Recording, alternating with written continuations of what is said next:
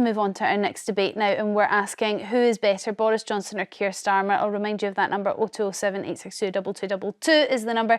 We'll speak to you shortly. Earlier this week, Boris Johnson refused to rule out a return to politics, even to the top job, but that might not be popular. Meanwhile, the current Prime Minister Keir Starmer has taken a swipe at him at a recent conference, making reference to what he described as the circus after the Brexit referendum, and claiming that Brexit damaged Britain's reputation around the world.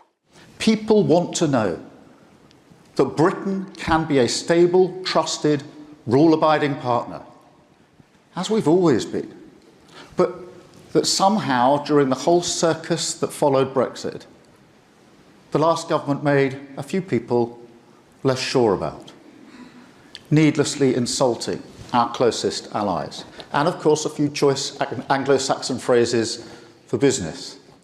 But Starmer himself has faced weeks of criticism over the freebies scandal and his decision to scrap the winter fuel allowance, amongst other things. So who would you prefer as our leader? Kevin?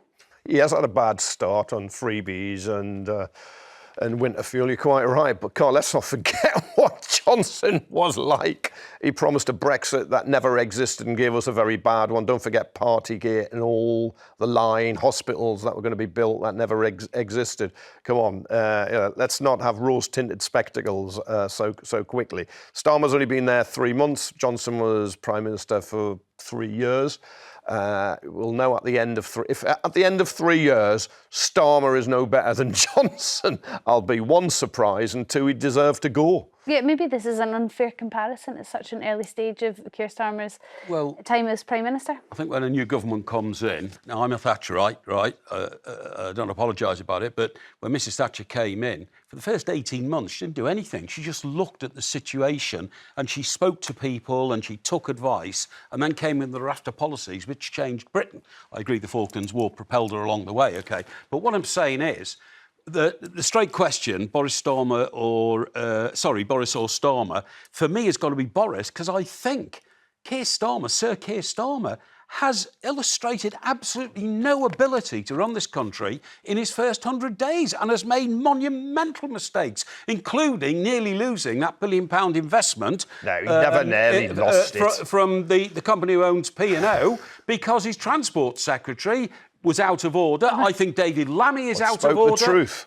David Lammy is out of order, the Foreign Secretary, for not backing Israel, in fact, withdrawing support from Israel, the Chagos Islands. To me, it's a catalogue of absolute disaster. I agree Boris was, all over the place, like a wonky shopping trolley, but to represent us in the world, I'd have Boris any day of the week. OK, well, and perhaps Keir Starmer is giving us the bad news before the good news would be a defence, potentially. How do you feel about this? We're going to be taking your calls after the break. But now, your calls on Boris Johnson and Keir Starmer. Who is better for Britain? Give us a call, 0207 862 2222, and we'll speak to you in just a moment. In fact, we're going to go straight to those calls and speak to Martin from Flintshire.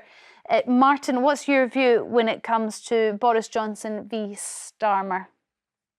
Well, my problem is politics has gone to pot, as far as I'm concerned. While Starmer is the leader of the Labour Party, I will never vote Labour again.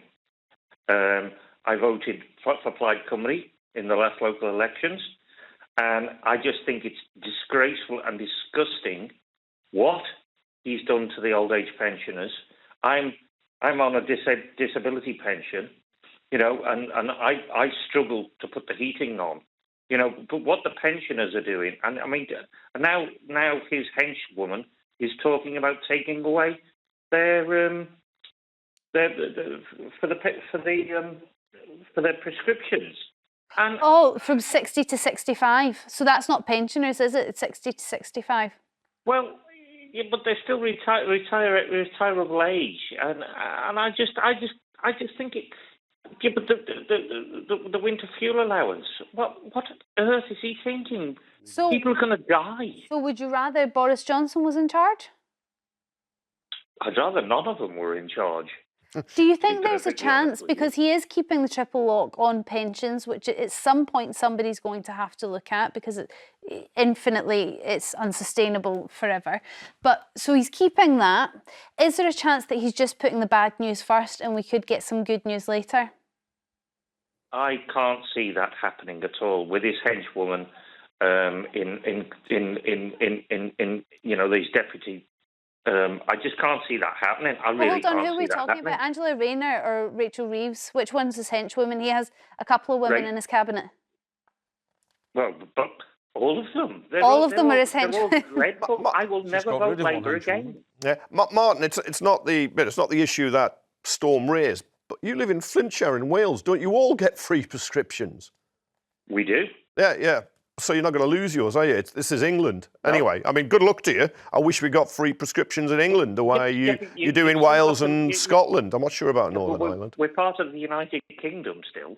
Yeah. So you have to look at the bigger picture. Yeah, but your prescription is not under threat. Yeah, but Martin's sympathetic towards the pensioners in England that well, not necessarily pensioners, those between 60 and 65 that may not be getting their pensions, their prescriptions for free.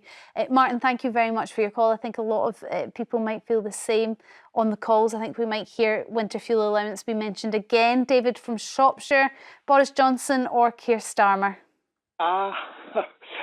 Well, dare I say it, at the moment, Johnson. I mean, I've never really been keen on Starmer right from the beginning, and I dislike him even more now. In fact, at the moment, I dislike the whole of the Labour Party. I mean, they don't seem to be the Labour Party that I once knew. I mean, they seem to have become what they used to call the Tories, the nasty party, and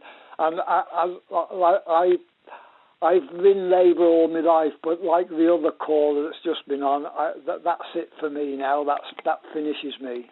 Well, David, I mean, the Labour Party have said that they are having to take on policies that probably aren't very traditionally Labour at the moment because of the state of the economy. But the hope is that changes in the future. Do you not believe them when they say that? To be honest with you, I might be wrong, I don't know, but I don't really believe this 20-odd billion black hole that the Labour is trying to say. I don't believe it was that big at all. And can I ask, why did you not like Keir Starmer even before he became Prime Minister? Why were you not a fan? I don't know, there's just something about him.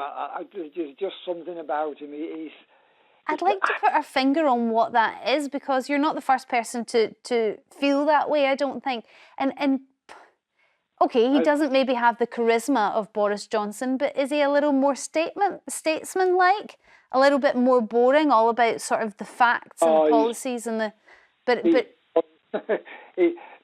I'm sorry, I just... There's just something there that I can't cotton on to him about. I don't know...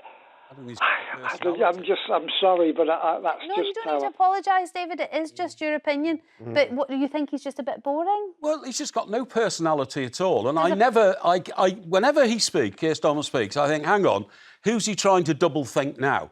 You know, real politicians speak from the heart. I don't believe he ever speaks from the heart. I think he's trying to impress one faction or another within his own party. Are his eyes too close together? I wouldn't say his eyes are too close together, but then you can't tell because of the freak spectacles he's got on, can you? Right? Very expensive ones. Pat from Bridgend, what's your view? Do you think Boris Johnson or Keir Starmer would be better for the country just now?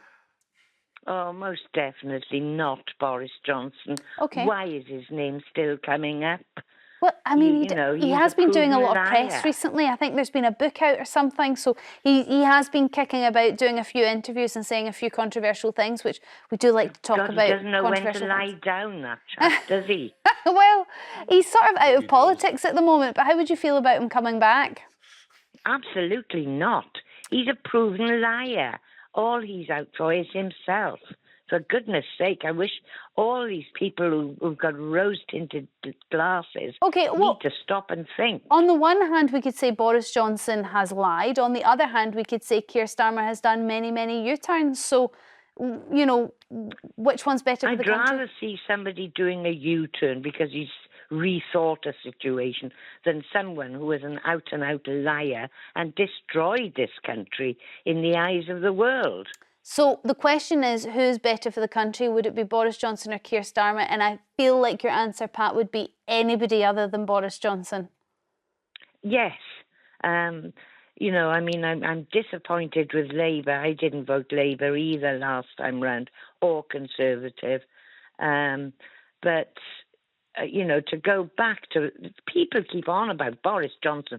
For goodness sake, let him go. He's no good for the country. Mike, what would you say to that? Well, I wouldn't want him back as Prime Minister, to be honest. I think he's got great charisma, great personality. I think he was great on the world stage, you know, whatever you say, he has a focus. But he was just too incompetent to run a government, in my view.